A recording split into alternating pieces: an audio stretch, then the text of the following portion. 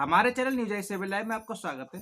हम लेकर आए आपके लिए आज की बड़ी खबरें और हम आपको आज की खबरों से कराएंगे रूबरू। उत्तर प्रदेश के बदायूं जनपद के वजीरगंज ब्लॉक के ग्राम हरिओम नगर इटौवा के हरिओम सिंह भारत पाकिस्तान के बीच हुए 1999 में वीरगति को प्राप्त हुए थे। प्रत्येक वर्ष 26 जुलाई को संपूर्ण भारत कारगिल विजय दिवस के रूप में मनाया जाता है।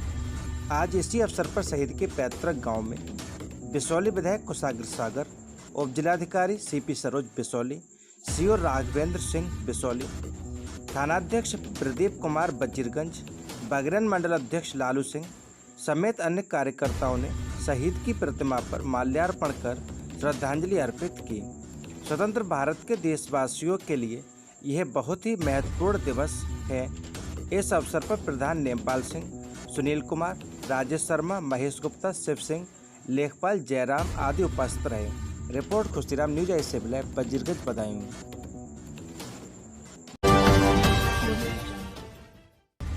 उत्तर प्रदेश के संभल जनपद के ग्राम प्रधान समिति की खुली पोल। गांव वालों का आरोप है कि गांव में पीला ईंट सड़क पर खाली ईंट का प्रयोग किया जा रहा है। समिति ने अभी तक गांव में कोई काम नहीं कराया और पैसे निकाल लिया जाता है। पूर्व प्रधान ने कहा कि भोली भाली जनता के साथ सरकार खिलवाड़ कर रही है। पूरा मामला रजपुरा थाना के गांव पवारी का है। रिपोर्ट आर के यादव, न्यूज आई 7 लाइव संभाल। हमारे गांव में साहब पूरी तरह से हमारे खातबंदी कर दी है। 3 साल से हमारी जांचें चल रही हैं। कम से कम 1-1.5 साल से समिति चल रही है गांव के ऊपर। और पूरी तरह से ये भ्रष्टाचार के नाम पर खुद भ्रष्टाचार कर रहे हैं। खुद भ्रष्ट सब के सब, टोटल XYZ। मैंने आपको भी वीडियो बनवाई थी। कोई कंकड़ नहीं है, कुछ भी नहीं है। सिर्फ इनका एक मकसद रहता है, गांव में खाते में पैसा आए और निकालो और बांटो और खाओ। पुरानी जो सड़कें थी उनकी ईंट निकाल के अपने अपने घर डाल ली इन्होंने, अपनी भैंसों के नीचे बिछा ली। और साहब मेन चीज़ ये है, इनका इसमें पूरा हाथ माननीय विधायक जी का है। हमारे गांव में कोई खुली बैठक नहीं हुई, पूरी टोटल फर्जी बैठक बनाई कोठी पे। कोई खुली बैठक नहीं हुई हमारे गांव में, कोई अधिकारी को बैठक के लिए नहीं आया। विधायक किस पार्टी में वो? विधायक जी बीजेपी पार्टी से हैं और इस बार बीजेपी से टिकट मिला था, तो इस बार बीजेपी से पार्टी से हैं। वो पहले BSP से लड़े थे। उत्तर प्रदेश के बदायूं जनपद के वजीरगंज ब्लॉक के कस्बा सैदपुर में उप जिलाधिकारी सीपी सरोज बिसौली व थाना प्रभारी प्रदीप कुमार वजीरगंज ने हॉटस्पॉट एरिया में जाकर जायजा लिया। उप जिलाधिकारी ने क्षेत्र में बैरिकेडिंग करने के निर्देश दिए। हॉटस्पॉट एरिया में SI Brajesh Yadav, constable Ajay Kumar, Suresh, constable Gaurav Kumar आदि तैनात है। Report Khushiram news I 7 live Wazirganj Badaun. Uttar Pradesh के बदायूं जनपद में 26 जुलाई 2020 को कारगिल विजय दिवस के अवसर पर नेहरू मेमोरियल शिवनारायण दास PG कॉलेज के NCC अधिकारी लेफ्टिनेंट डॉक्टर संतोष कुमार सिंह एवं महाविद्यालय कैडेट्स ने एक वेबिनार का आयोजन किया। इस अवसर पर लेफ्टिनेंट डॉक्टर संतोष कुमार सिंह ने कैडेट्स को कारगिल युद्ध के दौरान भारतीय वीर जवानों द्वारा प्रदर्शित किए गए साहस, पराक्रम, त्याग एवं बलिदान की जानकारी कैडेट्स को दी। आपको बता दें कि इस अवसर पर मोहित, हर्ष, देवांश, मुनीश, आयुष, शिव, अरुण, अमन, धीरेन्द्र, दिलीप, राजीव, देशराज, तरुण, सौरभ, जितन आदि ने उत्साहपूर्वक भाग लिया। कार्यक्रम के समापन पर कैडेट्स ने देश सेवा, समाज सेवा के लिए शपथ भी ग्रहण की। Report Shubham Agarwal, news I 7 live Badaun. Uttarakhand के हल्द्वानी में समाजवादी पार्टी के विधानसभा क्षेत्र अध्यक्ष हरपाल शर्मा के नेतृत्व में ओम राठौर, नगर अध्यक्ष युवजन सभा, सामाजिक कार्यकर्ता हरीश कुमार लोधी ने सरकार द्वारा घोषित शनिवार रविवार 2 दिन के लॉकडाउन पर विरोध प्रदर्शन किया और साथ ही पूर्ण बाजार खोलने की सरकार से मांग की। साथ ही उन्होंने सरकार पर गरीब के हक को दबाने का आरोप लगाया। इसके साथ उन्होंने कहा कि दारू के ठेके भी सरकार को बंद करने चाहिए, वरना वे ठेके के शटर गिराने को मजबूर हो जाएंगे। Bureau report Haldwani. हम इसलिए धरने पे बैठे हैं, चाहे बारिश हो चाहे कुछ भी हो। सबसे पहले क्या कहते हैं, जो देश की जनता है उसको 2 वक्त की रोटी मिल जाए, उससे बढ़कर कुछ नहीं होता। 2 वक्त की रोटी के लिए आम जनता, मजदूर, सभी लोग हर काम करने के लिए निकल पड़ते हैं सुबह अपने घर से। वो ये नहीं देखते कि हम कहाँ जा रहे हैं। लेकिन जो 3 महीने का लॉकडाउन लगा था, उसमें प्रधानमंत्री जी के कहने पे पूरे देश की जनता ने, व्यापारी साथियों ने और मजदूर भाइयों ने समर्थन दिया और इस 3 महीने के लॉकडाउन को सफल बनाया। लेकिन उसके बावजूद भी प्रधानमंत्री जी ने थाली और ताली बजा करके देश की जनता को, व्यापारी साथियों को और मजदूर भाइयों को छलने का काम किया है। इस उत्तराखंड सरकार ने गरीब के मुंह से रोटी का निवाला छीन लिया। उत्तर प्रदेश के बरेली जनपद के थाना कैंट क्षेत्र निवासी झील गोटिया लाल फाटक के पास रहने वाले भीमसेन उम्र 22 साल, पिता का नाम तेजराम, दिनांक 23 जुलाई 2020 से गायब है। उनका अभी तक कोई पता नहीं चल पाया। थाना कैंट में उनके नाम की गुमशुदगी की रिपोर्ट दर्ज करा दी गई है। पुलिस तलाश में जुटी हुई है। साथ ही उन्होंने बताया कि ढूंढने वाले को रुपये 3000 के नाम दिया जाएगा। रिपोर्ट सलोनी कस्बा। दहेज उत्पीड़न से तंग महिला ने फांसी लगाकर की आत्महत्या। पूरा मामला उत्तर प्रदेश के बदायूं जिले के थाना अलापुर क्षेत्र के गांव बिशनपुरी का है, जहां पर एक विवाहिता ने फंदा लगाकर आत्महत्या कर ली। विवाहिता के परिजनों ने ससुरालियों पर दहेज के लिए तंग करने के आरोप लगाए हैं। पुलिस ने पति व परिवार के खिलाफ दहेज हत्या का मामला दर्ज कर लिया है। सीओ सत्येंद्र कुमार सिंह ने बताया कि पुलिस को सूचना मिली थी कि दिनेश बिशनपुरी निवासी विवाहिता विनीता ने अपने घर पर फंदा लगाकर आत्महत्या कर ली। पुलिस तुरंत मौके पर पहुंच सबको कब्जे में लेकर पोस्टमार्टम के लिए भेज दिया है। रिपोर्ट आने के बाद इसकी पुष्टि की जाएगी।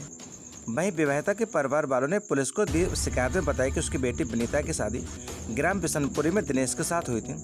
आरोपी की शादी के बाद से विनीता के ससुराल वाले उसे दहेज के लिए प्रताड़ित कर रहे थे। इस बारे में कई बार विनीता ने उन्हें बताया, जिस पर उसके ससुराल पक्ष के लोगों से बातचीत भी की, मगर वे नहीं माने। रविवार को सुबह उन्हें सूचना मिली कि विनीता ने फंदा लगाकर आत्महत्या कर ली। पुलिस ने पिता की शिकायत के आधार पर पति व परिवार के खिलाफ दहेज हत्या का मामला दर्ज कर लिया। रिपोर्ट सतीश कुमार सक्सेना, न्यूज आई से बदायूं। हमारा नाम सुधा, क्या मामला है यहाँ? हमारे लड़की शादी करी 5 साल जेठ हम। अच्छा। अब जा मोटरसाइकिल मांगत तो तब मैंने जाके हाथ जोड़े हमारे दमाद ने। नाम क्या है दिनेश हैया नाम हुआ, सर्वेश, 2 नाम आए। फिर क्या मामला हुआ? तब हमने कहा लल्ला हम तेरे मोटरसाइकिल ना जैसो कचुआ तैसो निभाई ले जी। जब शादी हमने कदई तक बाद ही मोटरसाइकिल मांगी। फिर कहा जब हमने 3-4 महीना लौड़िया खबाई बाद ही गए लड़की की विदा कराई लाए, फिर इन्ने मारो तोरो, फिर मारो थोड़ा तो फिर मिला ले गया। तब हमने थाने में एप्लीकेशन दी। अब थाने की एप्लीकेशन दी। किस थाने में आपने एप्लीकेशन दी थी? कहाँ? हमने अपनी थाने में दी। थाने में थोड़ा वही था। तब जाए हमने अंगूठी दी। जाने का हमारे चलते मार के चले जा रहे हैं। साइकिल चाहिए, जंजीर मोटरसाइकिल चाहिए। तब हमने कहा लल्ला हम तेरा बनाए मैं पहले बताए थे तो हम शादी करते, और तुमने पहले क्यों ना हमें बताई? और तुम अब हम मांगत हो गए, हम गरीब आदमी, हम कहा दें। नाम है भैया आपका? रामदास। कहाँ के रहने वाले हैं आप? जूही। क्या मामला है यहाँ? हमारी लड़की मार के लटका दी। किसने? नहीं ने और कई की देखो फांसी लगा ली। क्या नाम है उनका? इनके घर वालों ने सबकी सलाह है जन बच्चा से। अच्छा, आपको सूचना कैसे मिली? हमें तो फोन अब गाना को अंत से मिलो। क्या नाम है आपकी लड़की का? विनीता। विनीता। कब शादी हुई थी? 1 साल। अबे तो 1 साल हुई, पर साल 11 जून को करी शादी। 11 जून। अच्छा, इनसे पहले से ही कोई विवाद चला था आपस में? हमारी एप्लीकेशन लिखी रखी है। कई बार कहना जब मोटरसाइकिल थाने जिसको लोग बता रहे हैं कि फांसी लगा करके आत्महत्या कर ली है। इसकी शादी 1 साल पहले हुई है, तो जाहिर सी बात है कि 1 साल के अंदर अगर ये घटना घटी थी तो इसका पोस्टमार्टम ज़रूरी है। पोस्टमार्टम के बाद ही एक्चुअली क्या स्थिति है, कैसे डेथ हुई है, वो पता चल पाएगा। सर, एक समय में ये 2 घटना हुई हैं। इसमें क्या करना नहीं, एक समय में 2 घटना मुझे भी जानकारी मिली है। दूसरा जो है मामला किसी और गांव का है। उत्तर प्रदेश के बरेली जनपद के औना तहसील के ग्राम रामनगर के जूनियर हाई स्कूल में डॉक्टर मिलिंद बजाज के द्वारा कोरोना महामारी को लेकर जागरूकता कैंप का आयोजन किया गया, जिसमें मुख्य अतिथि के रूप में आंवला सांसद धर्मेंद्र कश्यप की बड़ी बेटी एडवोकेट कीर्ति कश्यप जी का रहना हुआ कोरोना वायरस महामारी के विषय में लोगों को जागरूक किया। साथ में विशिष्ट अतिथि युवा समाज सेवी नरेंद्र सिंह, नगर मंत्री भाजपा दीपक भारद्वाज, रमेश कश्यप, ऋषिपाल सिंह चौहान, संतोष गौड़, मुकुल गुप्ता, मुकेश सक्सेना युवा नेता भाजपा, आशीष तिवारी, अरुण कश्यप, साथ में ज्ञान श्रीवास्तव, गंगा चरण राजपूत, अनिल लोधी आदि कार्यकर्ता मौजूद रहे। रिपोर्ट आशीष तिवारी, आंवला बरेली। तो लोग समझते हैं खांसी है तो वो तो हमें तो होती रहती है, हम कफ सिरप पी लेंगे या कोई चीज़ ले लेंगे तो ठीक हो जाएगी, बहुत लाइटली ले लेते हैं। जरा सा भी टेम्परेचर हाई होता है, अरे इतनी चीज़ें तो होती रहती है, बहुत चेकअप कराने से कभी पीछे मत जाइए। अगर कोरोना होता भी है, 1% होता भी है, तो डरने की ज़रूरत नहीं है, क्योंकि हमारे भारत में रिकवरी रेट अच्छा है। आप जब आगे खुद आएंगे, अपना चेकअप कराएंगे, हॉस्पिटल जाएंगे, तो आप निश्चित रूप से सही हो जाएंगे। तो इस चीज़ को सबसे पहली चीज़ छुपाइएगा मत।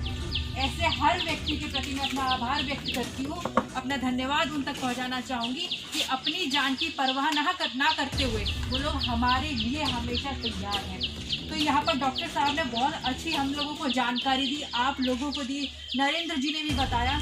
लेकिन यहाँ पर आप लोगों ने एक चीज़ नोटिस करी है, बहुत कम लोग हैं। और यहाँ पे कम लोग बुलाने का क्या मतलब रह गया कि जो डॉक्टर साहब ने बताया या यहाँ पर जो भी बोलने वाले हैं, नरेंद्र जी हैं या मैं हूँ, हम लोगों ने जो भी बात आप लोगों तक पहुँचा रहे हैं, तो इतना तो हम लोग कर ही सकते हैं और हम आपसे उम्मीद भी कर सकते हैं। अभी उन्होंने मुझको बोला भी था कि यहाँ पर कि आप एज अ वॉलेंटियर काम कर सकते हैं। और उन्होंने कहा वॉलेंटियर वो नहीं होती कि सरकार आपको ऑथराइज करती है, एक होता है ना भारत के नागरिक, किसी भी देश के नागरिक होते हुए हमारी भी कुछ जिम्मेदारी होती है, हमारे भी कुछ कर्तव्य होते हैं। सरकारें अपना काम कर रही हैं, डॉक्टर्स अपना काम कर रहे हैं, सब अपने हिस्से का काम कर रहे हैं। तो एक जिम्मेदार नागरिक होने के नाते कुछ कर्तव्य, कुछ उत्तरदायित्व तो हमारे भी हैं, है नहीं है भैया? आज आप सब यहाँ पर आए, आज के एक जागरूकता कैंप में आपको डॉक्टर मिलिंद बजाज जी ने सारी जानकारियां तो दे दी हैं। कोरोना वायरस है क्या? ये जो कोरोना संक्रमण हमारे पूरे देश में ही नहीं पूरे विश्व में फैला हुआ है, ये जो महामारी है, इसकी सारी जानकारी, इसके बचाव क्या हैं, इसके लक्षण क्या हैं, इस पूरे विश्व में इस कोरोना जैसी महामारी ने पूरे तरीके से झकझोर कर रख दिया है।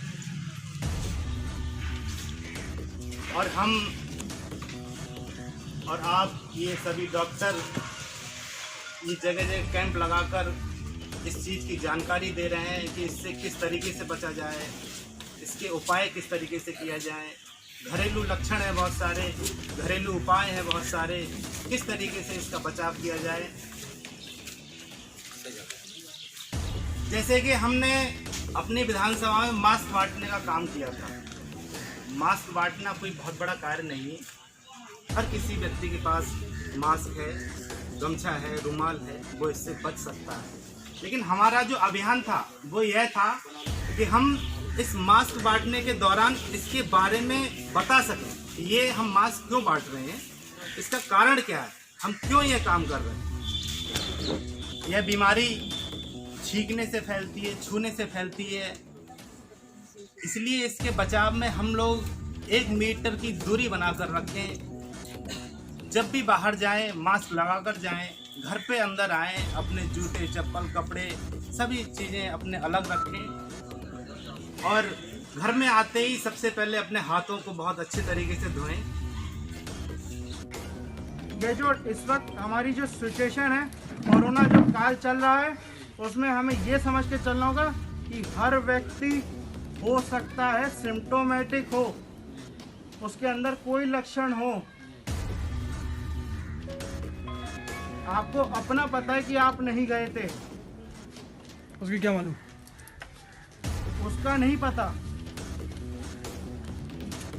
तो इन्हीं चीज़ों से कुछ छोटी बातें ही हैं जो हम लापरवाही कर जाते हैं और इफेक्ट पड़ जाता है किस पे, हम पे, हमारी सोसाइटी पे, हमारे परिवार पे, हर चीज़ पे।